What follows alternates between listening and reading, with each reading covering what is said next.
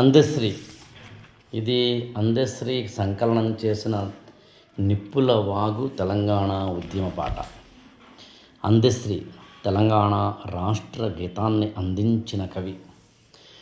నన్ను చాలా ప్రేమగా గుండె లోతుల్లోంచి తమ్ముడు, అన్న అంటూ పిలిచిన మిత్రుడు, ఆత్మీయుడు. నా ఇంటికొచ్చి మరీ నన్ను కౌగిలించుకొని ఈ నిప్పుల వాగు పుస్తకాన్నిచ్చి కనీసం 5-6 గంటల పాటు కూర్చుని ఎన్నెన్ని మాటలో మాట్లాడుకున్న సందర్భం.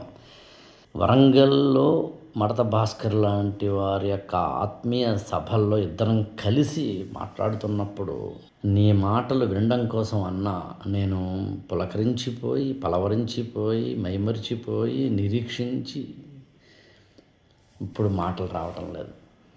బహుశా నాకు తెలిసి నేను అంతగా ప్రేమించిన వ్యక్తి, నన్ను అమితంగా ప్రేమించిన వ్యక్తి. గుర్రం జాషువా మీద నేను చెప్పిన ఒక క్లాస్ని విని ప్రత్యేకంగా నాకు ఫోన్ చేసి అన్నా నిన్ను నేను కౌగిలించుకోవాలి అని ఆత్మీయంగా చెప్పిన వ్యక్తి. ఈ ధూర్త లోకాన్ని వదిలి అప్పుడే వెళ్ళిపోయావా అనేస్తాం. నీతో తిరిగిన జ్ఞాపకాలు నిన్న మొన్నటివి ఇంకా గుర్తున్నాయి అని కొంపెల్ల జనార్దన్ రావు కోసం శ్రీశ్రీ చెప్పినట్టుగా తెలంగాణ మూగబోయి తెలంగాణ పాట మాత్రమే కాదు, తెలుగు పాట, తెలుగు మాట.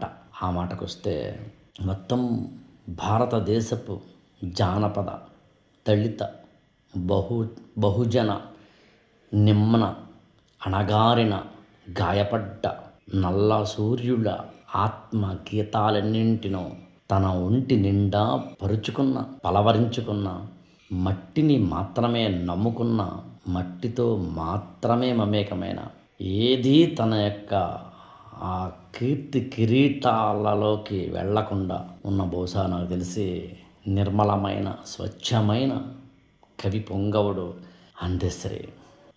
లేరు అనే మాట వలదు. ఆయన నాకు తెలిసి నిప్పుల వాగులో ఉన్నాడు, మన అందరి గుండెల్లో ఉన్నాడు, ఉంటూనే ఉంటాడు, ఎక్కడికి వెళ్ళిపోలేదు. మన అందశ్రీ. సరస్వతీదేవి అందెల రవళి ఉన్నంతకాలం ప్రతి తెలుగింట అందశ్రీ ఉంటాడు.